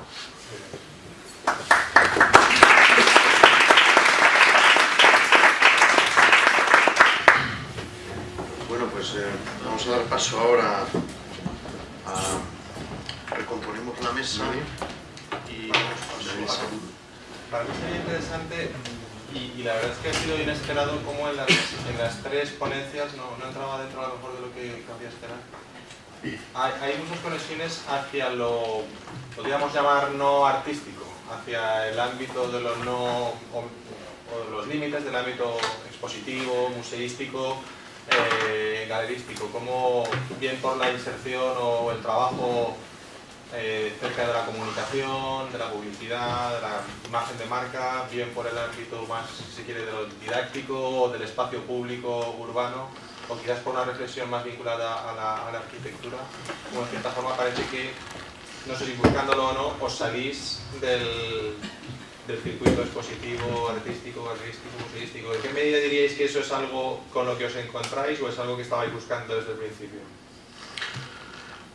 Una respuesta de cada uno de vosotros estaría genial a esta pregunta. Bueno, yo creo que en nuestro caso es como lo más evidente, ¿no? Había evidentemente una búsqueda real a encontrar un ámbito en el que ya vemos que hay esa necesidad, ¿no? Nosotros cuando nos presentamos con las agencias, la verdad es que a ellos les encanta el trabajo que hacemos. Desafortunadamente, o sea, no estamos en el mejor momento, con lo cual no nos salen tantos trabajos como quisiéramos, pero sí que es cierto que sí vemos una recepción muy positiva, ¿no? Por parte de las agencias, y en nuestro caso creo que siempre, bueno, salvo al principio, pero ya llevamos un tiempo que sí que hay una búsqueda comercial, ¿no? Más allá, o sea, no queremos desvincularnos del mundo de la creación porque es un ámbito muy libre, pero bueno, sí que buscamos. Pero en los años 60 y en los años 70 muchos de esos límites creo que estaban ya como bastante, por lo menos el que tiene o sea, con conocimiento básico de ese tiempo, yo creo que sí que bueno, pues la idea de trabajar con el espacio específicamente, o la idea de trabajar de un modo más social, ¿no? O con los comportamientos de la gente, no sé, creo que es algo que igual ha habido una marcha atrás y bueno, pues igual a mí me sorprende que este tipo de prácticas todavía resulten novedosas, ¿no? En el sentido de que creo que son cuestiones que el trabajar con el espacio público de una manera como más abierta, creo que es algo que se viene haciendo desde hace bastante tiempo, y a veces te sorprende ver que todavía se sigue viendo como algo novedoso, ¿no? Yo en nuestro caso creo que el hilo que de alguna manera genera una narrativa a lo largo de toda nuestra obra no es un hilo en cuanto a los procedimientos, ni las herramientas, ni los contextos expositivos, sino es un hilo en cuanto a las ideas que queremos plasmar. Entonces cada uno de esos trabajos nos lleva en ocasiones más hacia lo didáctico, otras hacia el juego y otras hacia piezas que sí que encajan más en los territorios, ¿no? en el marco que entendemos más tradicionalmente artístico, ¿no? Pero sobre todo creo que es una cuestión de que las nuevas prácticas contemporáneas tienen menos complejos a la hora de contaminarse de otras disciplinas y de otras herramientas, ¿no? Y bueno, como todo en la vida ahora mismo, que está bastante mezclado, no hay compartimentos estancos, y creo que en nuestro trabajo se ejemplifica muy bien esa libertad, ¿no? Sin complejos. Hemos visto que son proyectos en todo momento muy relacionados entre sí, aunque los objetivos sean los que sean en cada uno de ellos, pero son proyectos que intentan cruzar el umbral entre lo real y lo virtual, pero yo creo que hay un denominador común, es decir, es la búsqueda del juego, ¿no? El juego es lo que motiva de alguna manera, en muchos casos, que la interacción se dé o no. Es decir, el juego, o la búsqueda de la interacción como juego, o la reflexión del juego en el espacio público permite que, bueno, de una manera más natural la interactividad se dé. En el caso concretamente vuestro, es un proyecto pensado para niños, concretamente aquí es un juego visual y perceptivo, y en vuestro caso de alguna manera es un juego del espacio público, ¿no? Entonces yo sí que veo que en definitiva bueno, es decir, hay un denominador común más allá del espacio, que es lo que estamos hablando. Creo que están todos de alguna manera centrados en el espacio, pero más allá es cómo se intenta trabajar ese concepto interactivo, ¿no? Cómo se intenta ampliar, ¿no? Ese concepto interactivo. Y no sé, yo creo que son proyectos que son muy necesarios. Creo que este tipo de proyectos son muy necesarios, por lo menos amplían muchas definiciones que hasta el momento teníamos, ¿no? A nivel artístico, a nivel, incluso en este caso vuestro, como productos, ¿no? que bueno, pues no intentan estar dentro del campo del arte, sino más bien están pensados como productos de marca o una utilidad a nivel empresarial, ¿no? Bueno, tengo que decir también que, sí, igual más comunicación, o sea, en el origen de nuestros proyectos no está el venderlos para ganar dinero, o sea, o sea, está el experimentar, ¿no? Y la necesidad de crear, ¿no? De hacer cosas que cuenten, que comuniquen, ¿no? Lo pasa es que eso luego lo aplicas para comunicar al servicio de una marca o al servicio de un agente cultural o para crear experiencias para su público, ¿no? Y lo que decías de la interactividad y el juego, yo creo que hay algo clave, ¿no? Que es porque, o sea, desde el punto de vista filosófico, el juego es un entrenamiento. O sea, el juego del cachorro de león sirve para entrenarle para la vida futura, ¿no? El juego sirve para mantener al atleta en forma para la guerra, ¿no? El juego sirve como sustituto de la guerra y como forma de aprendizaje, ¿no? Y porque en el fondo en el juego hay algo que tiene mucho que ver con la manera como nosotros nos relacionamos entre nosotros y nos relacionamos con el mundo, ¿no? Nuestra manera de interactuar con los demás y con el mundo se basa en la interactividad definida como la propiedad variable por la cual nuestras acciones o los objetos de comunicación que emitimos se relacionan o son articulados de acuerdo con cómo los objetos o acciones previas se relacionaron con su entorno, ¿no? Y cómo fue aquella respuesta, ¿no? O sea, yo hablo de una manera contigo según cómo hemos hablado antes y cómo tú has reaccionado de la manera como me has hablado antes, ¿no? Y eso que tiene que ver con la interactividad, que tiene que ver con el juego, yo creo que está en nuestra constitución, y no solo en la nuestra, sino en la de todos los seres vivos, ¿no? Y trabajar con eso es trabajar un poco con la esencia de lo que somos, ¿no? O sea, al final, fíjate que muchas de las maneras como se ha definido la inteligencia artificial es a través de la interactividad, ¿no? Yo soy capaz de decir que una máquina es inteligente porque si interactúo con ella, entonces no digo esto es una máquina, o lo que es lo mismo, si interactúo con ella, esa interactividad existe. En el momento que la interactividad entre hombre y máquina existe, entonces digo que es inteligente, ¿no? Que es el experimento de Turing, ¿no? El de yo me comunico a través de una caja negra, no sé qué hay detrás, si yo no soy capaz de distinguir es de John Searle, creo que ¿no? Si yo no soy capaz de distinguir a la máquina del ser humano, entonces digo que esa máquina es inteligente, ¿no? O sea, esas cuestiones sobre la interactividad y el juego, yo creo que son como claves, ¿no? Aquí surge una pregunta interesante, o una cuestión que a mí me parece interesante, es hasta qué punto este componente de juego e interactividad,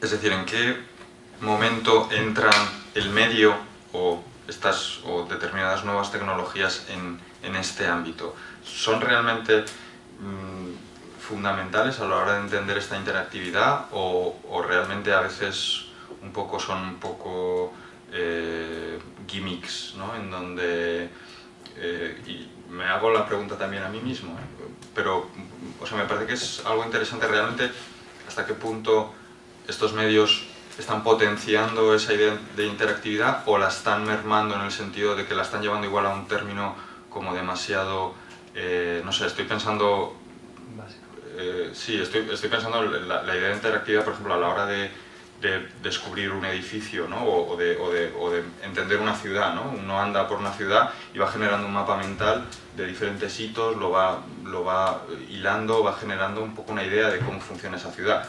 A mí eso me parece una interactividad bastante compleja, ¿no? Y sin embargo no hay ningún digamos que no hay ningún medio tecnológico. ¿Hasta qué punto el medio tecnológico puede llegar a ser un intento de simplificar algo y que pueda, no sé, lanzo un poco la cuestión? Una prótesis. una prótesis. Sí, que acabe siendo algo que limita más que potencie, ¿no? Si la tienes la tecnología, eres capaz de comprender el mundo que te rodea y eres capaz de interaccionar con ese mundo. Si no la tienes, no, quedas aislado de ello. Bueno, o quedas aislado de esa parte del mundo tecnológico, pero el mundo tiene muchas capas. Bueno, pero la amplitud que está logrando el mundo tecnológico te lleva a que quedas aislado del mundo en sí. O sea, la pregunta es, ¿hasta qué punto el medio tecnológico condiciona la interactividad? Es decir, ¿no? Sí, realmente, o sea, si la potencia, es decir, ¿cómo la condiciona? Eso es, si la potencia o la limita, o las dos cosas. Estabas hablando del ámbito digital, ¿cómo se entiende? Pues no sé, por poner un ejemplo muy rápido, ¿Facebook realmente potencia la interacción social? qué tipo de interacción social está fomentando. Es que yo creo que siempre habrá un poco buenas propuestas interactivas y no tan buenas. Y, por ejemplo, un ejemplo que para nosotros en el proyecto que hemos presentado, una situación que nos dio un poco la clave de pensar que íbamos por el buen camino, era que cuando nosotros quitábamos ese juego del parque, los niños seguían jugando a capas imaginarias que ellos estaban superponiendo y a coger fichas que no estaban. Ya no tenían dispositivo, pero eran capaces de jugar voy a coger unos tesoros por el parque con la misma dinámica que nosotros. Entonces ahí sí que pensábamos que esa propuesta, el medio tecnológico no era un fin, sino era un tránsito hacia nuevas formas de relación, ¿no? Y podríamos haber encontrado con lo contrario, que les quitamos el dispositivo y ya no saben ni quieren columpiarse, ¿no? Que el medio urbano real hubiera perdido cualquier atractivo porque ya no era tecnológico. Supongo que está siempre en encontrar el equilibrio, de qué manera usamos ese dispositivo y si ese dispositivo nos puede ayudar a redescubrir pues, interacciones normales, humanas o nos va a hacer olvidarlas, no sé. Perdón, pero no hay algo absurdo en eso. A ver. No hay algo absurdo. O sea, que nos aleje de las máquinas para volver a nosotros, supuestamente. Que las máquinas nos ayuden a perder nuestra dependencia de la máquina para volver a nosotros. No es perder una dependencia, es favorecer otro tipo de relaciones. Si es absurdo, que en mi opinión no lo es, tendríamos que ver de qué manera este medio tecnológico hacia dónde nos lleva con respecto a nuestra relación entre nosotros, ¿no? Y si ese medio tecnológico nos está haciendo olvidarnos del otro, cómo hacer que ese medio tecnológico nos permita obviar lo tecnológico, ¿no? La idea de la tecnología como espacio transparente, que no esté totalmente presente y nos permita hacer una interactividad más natural, no sé, yo no lo veo absurdo. Sería como complicado, pero complejo, pero... No te entendí. Supuestamente los niños están solitos con su play, ¿sí? Aislados unos a otros. Antes no, antes los niños jugaban en el parque. Ahora tu juego ayuda a que ellos vuelvan a jugar en el parque. No, ellos ya juegan en el parque. Pero lo que nosotros planteábamos en nuestra propuesta es que cuando cada vez más, ¿no? Estamos, en este caso concreto de los niños, que es una de las partes de nuestro trabajo, pues se favorece ese tipo de juego digital, en el que estás con la pantalla, ¿no? Bidimensional en tu casa, o cuando nos hablan de tecnología móvil, pues tenemos la capacidad de movernos con ella, pero cambia muy poco, cambiamos el escenario, pero cambia muy poco la metodología. Estamos delante de una pantallita jugando. Y bueno, nuestra propuesta era un poco pervertir esas dinámicas y utilizando la misma tecnología favorecer que se vuelva a jugar como antes. ¿Que es un camino de ida y vuelta? Sí. ¿Que podrían haber otras dinámicas para favorecer eso? Sí, pero indudablemente la tecnología existe y se va a continuar desarrollando. No podemos volver atrás a un espacio absolutamente natural. Entonces es buscar como los espacios de resistencia dentro de esa velocidad imparable, ¿no? En la que todo se va... Creo. Pero nosotros nos vamos por ahí. Yo creo que vuestro proyecto es muy interesante porque aparte sigue la senda que están siguiendo los principales fabricantes de videojuegos, ¿no? Que es en lugar de vivir frente a la pantalla del videojuego, cómo seguir frente a una pantalla de cine, que es básicamente sentado y reaccionando de un modo así, ¿no? Que sea tu cuerpo, o sea, que tu manera como te relacionas con el espacio físico se vea reflejada en la manera como te relacionas con el juego. No sé si me explico bien. Pero esa como que el espacio físico configure el espacio virtual, ¿no? Y que para poder tener éxito en el espacio virtual tengas que tener éxito en el espacio real, ¿no? Sí, realmente yo entiendo lo que decías de que es un poco absurdo. Más que absurdo yo diría que es un poco paradójico, ¿no? Como estar cada vez más inmersos de tecnología y tratar de buscar pues cómo no perder lo más humano de nosotros a partir de esa tecnología, ¿no? Pero, sí. Yo creo que en definitiva otro de los factores, un denominador común, es la búsqueda de la prestación, ¿no? Y son proyectos que en definitiva buscan la prestación y la vinculación entre entre lo público, lo privado, lo semipúblico, lo semiprivado, es decir, cómo sofisticar esa relación, ¿no? Y quizás vendría por ahí el tema. Es decir, nuestra manera de relacionarnos con el entorno natural es el que es una experiencia ya que forma parte como entorno, como seres humanos, ¿no? Si puedes sofisticar, si puedes caracterizar, si le puedes dotar de unas posibilidades que hasta el momento tú no conocías, pues seguramente es algo bueno, ¿no? Es decir, tienes unas nuevas experiencias que, sumadas a las que ya tienes, conciben esta definición de interactividad. Yo creo que lo veo muy interesante, es decir, que... Muy interesante. No, pero que además alimenta, es decir, creo que en el fondo retroalimenta. Y yo, desde ese punto de vista, yo creo que además son proyectos reflexivos, proyectos que reflexionan sobre lo público, que hacen de alguna manera definir lo público, lo privado, lo semipúblico, lo semiprivado, y concretamente basados en la cuestión casi que de juego, ¿no? Es decir, tú estás interactuando, tú estás aprendiendo, retroalimentándote a partir de esos proyectos. El proyecto concretamente de Pablo, yo lo vi de un cierto calado, es decir, buscar más allá ese juego perceptivo, yo creo que tiene mucho que ver. Es más, el proyecto de Pablo de los espejos, donde abandona la tecnología de alguna manera, ¿no? Es muy interesante. Pero es tecnología, ahora, al fin y al No, cabo. pero es tecnología. El espejo es tecnología. ¿Cómo? ¿Qué entendemos por tecnología? Bueno, está tecnologías digitales o tecnologías no digitales. Tecnología, eso no es duda. No hay duda que el espejo es tecnología. Creo que estamos hablando de otro tipo de tecnologías. Ampliaría quizás la definición de tecnología. No, ahora, las interrelaciones, ¿no? Vos decías que incentivaba la interrelación. Yo no lo entiendo de esa manera, pero ese es un problema mío.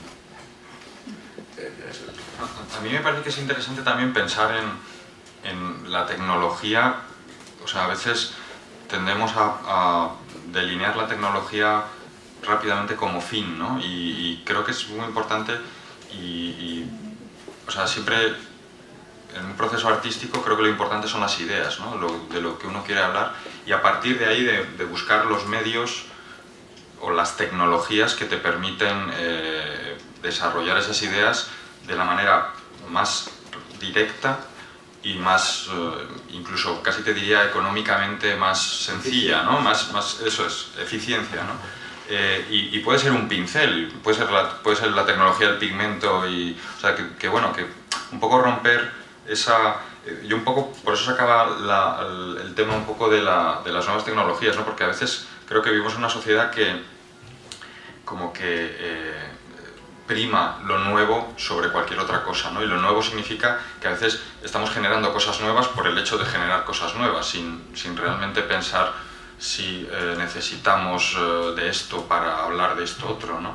Y a veces un poco en esa carrera de lo nuevo y de utilizar lo último y tal, pues a veces uno se dice, bueno, a ver, realmente necesito todo esto para hablar de esto otro. Y lo de los espejos, en mi caso, ha sido un poco casi de hecho, no solo esta línea de trabajo, sino hay otras que son casi como un poco decir, bueno, vamos a pisar un poco el freno y decir, realmente para lo que yo quiero hablar es necesario contar con estos niveles de producción así tan técnica, ¿no? De temas de proyectores y tal, y decir, bueno, pues ¿qué puedo hacer con espejos, ¿no? Luego ha resultado que construir con espejos a nivel de técnico resulta que también tampoco no es tan poco tecnológico como pudiese parecer, pero bueno, que es otra manera de afrontar la misma idea, ¿no? Por lo menos para mí. De todas maneras, yo creo que se da muchas veces el camino de ida y vuelta. Ahora mismo todas las tecnologías, por ejemplo el GPS, ¿no? Y todas las redes sociales que hay en torno al GPS y a los paseos, etcétera, etcétera, están llevando a mucha gente a redescubrir las derivas situacionistas, ¿no? Estamos volviendo a situaciones, experiencias, etcétera, que ya estaban, pero que eran mucho menos compartidas. Y a partir de un montón de propuestas que están haciendo artistas que trabajan con los medios digitales, que trabajan con GPS, pues se están volviendo a hacer propuestas de simplemente pasear por la ciudad, ¿no? Entonces creo que muchas veces, o cada vez con más frecuencia, nos encontramos con ese avanzar tecnológicamente para redescubrir situaciones que ya estaban ahí, ¿no? Pero con una mirada que ya ha pasado por lo tecnológico.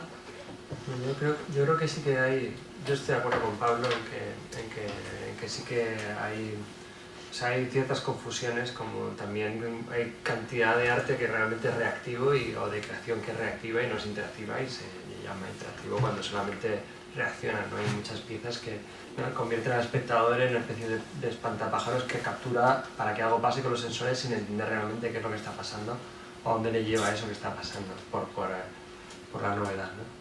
Pero lo que sí que creo que es interesante es el hecho de que cada vez más, a mí lo que realmente me parece interesante no es tanto que haya cada vez más creación con nuevas tecnologías, entre comillas, sino que cada vez más nuestra relación como ciudadanos con las tecnologías deja de ser más como consumidores y cada vez es más como creadores.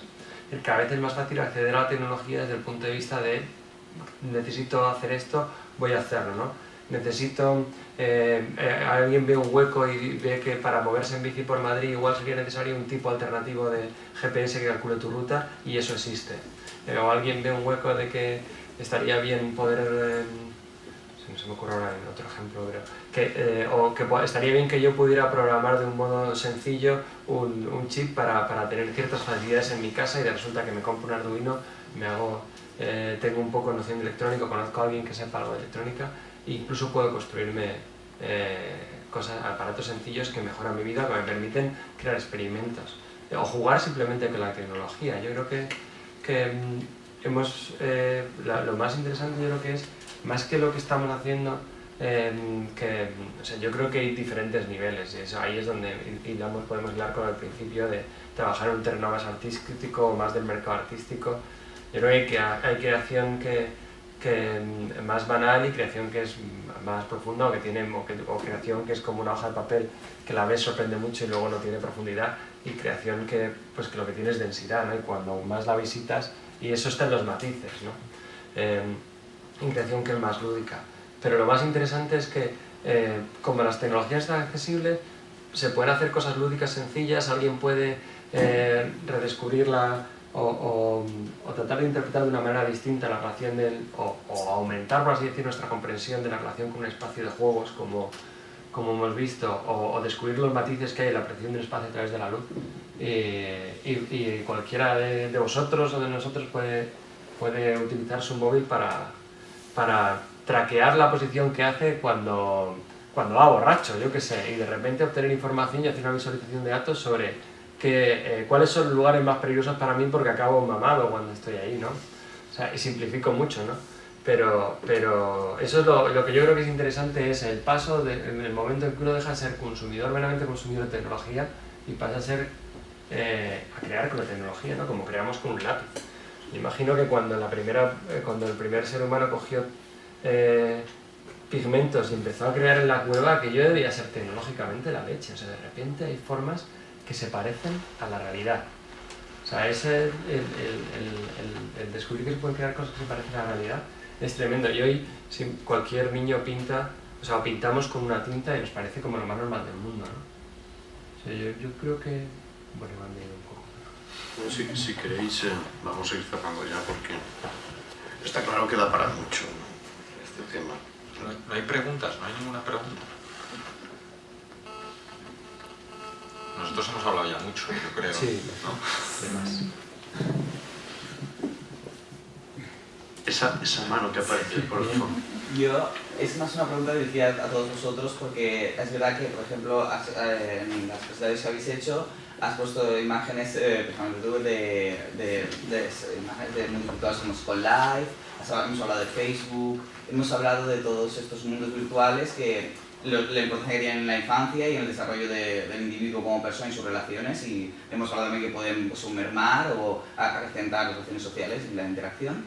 Pero tenía una curiosidad especial, qué opinión me dabais vosotros en torno a esa creación de un mundo paralelo, y a también lo que habéis comentado vosotros del mundo virtual y técnico en 2D, la pantallita de toda la vida, de estar sentado y jugando, y la transposición de ese mundo virtual a nuestro mundo real, que son nuestras paredes o con columnas o todo esto. Entonces quería saber si veíais factible, es decir, si eso se va a desarrollar más en todo este tema de los mundos virtuales y del entorno virtual en esto, o es simplemente algo un poco utópico. Por ejemplo, el proyecto este de los niños me parece súper interesante y bastante, con mucha idea, pero también lo veo un poco utópico, así que para mi gusto, desde el punto de vista de lo virtual, se queda en lo virtual. Entonces quería preguntaros si veis que sí que es posible, es decir, que en un futuro tampoco muy próximo, existe esa interacción de máquina y hombre y de mundo real y mundo virtual.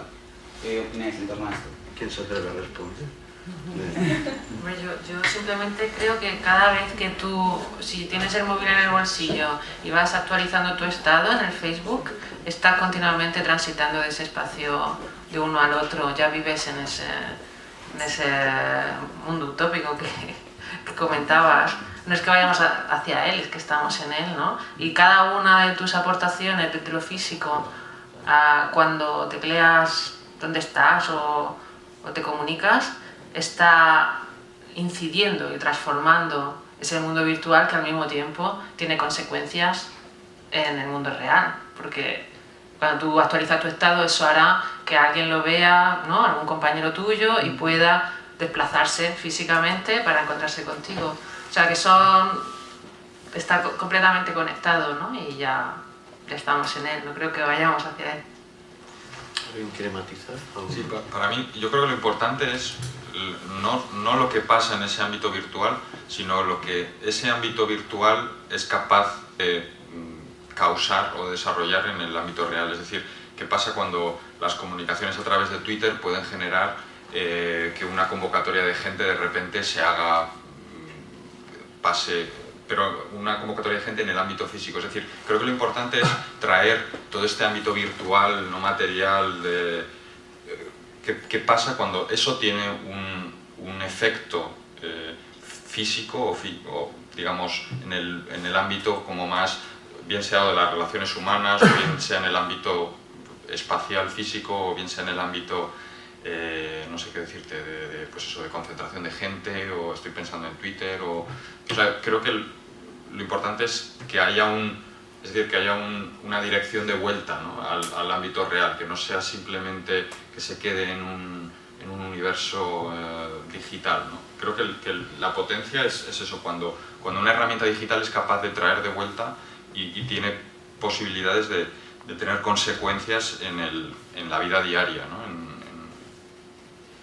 Al final estamos hablando de tecnologías, sobre todo de comunicación. O sea, toda la tecnología digital lo que permite es manipular información y moverla muy rápidamente y moverla en paralelo.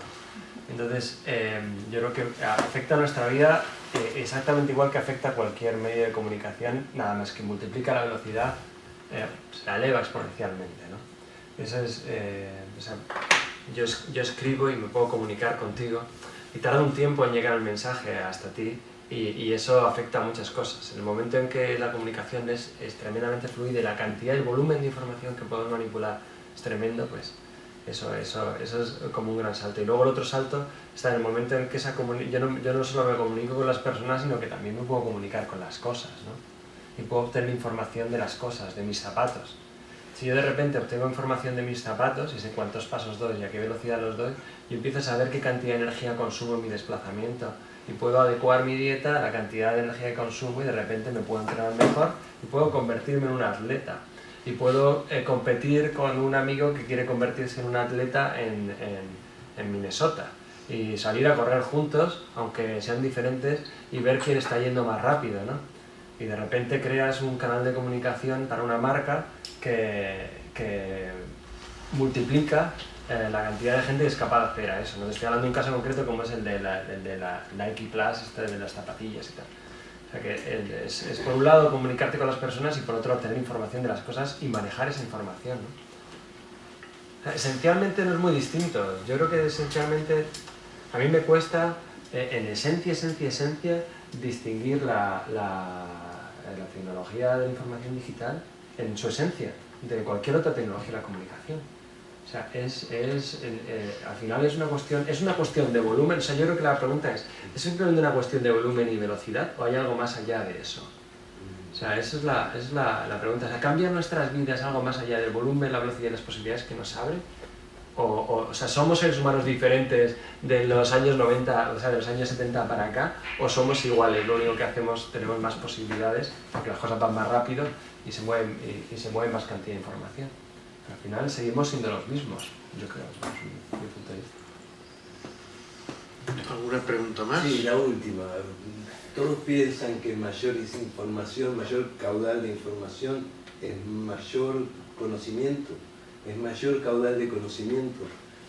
Por más velocidad o por más cantidad es mayor conocimiento, o el hombre tal vez está capacitado para procesar ese nivel de información. Había un poema muy famoso que decía: ¿dónde está la información? ¿Dónde está el conocimiento que hemos perdido de la información?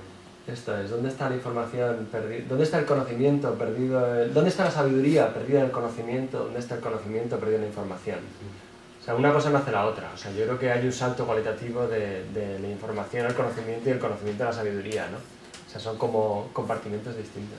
O sea, hay mucha más información, pero obtener conocimiento requiere esfuerzo, o sea, requiere correr, ¿no? También muchas veces el exceso de volumen puede hacer que nos acostumbremos a una superficialidad en donde no tienes información. Es decir, puedes acceder a una información superficial de todo, pero es muy difícil acceder a una información profunda de algo concreto. Comparto. No hace falta mucha información. Sí. Bueno, pues si queréis, esto da para... Pero es que nos ha ido ya el tiempo. Con lo cual, a un cuarto de hora de las 10, yo creo que cerraría ya el turno de preguntas y poco más. Agradecer a todos los asistentes y que aún estéis aquí y que bueno, hayáis disfrutado los ponentes, pues todo, de luego son muy interesantes, ¿no?, las cosas que han dicho. Muy bien, gracias. Muchas gracias.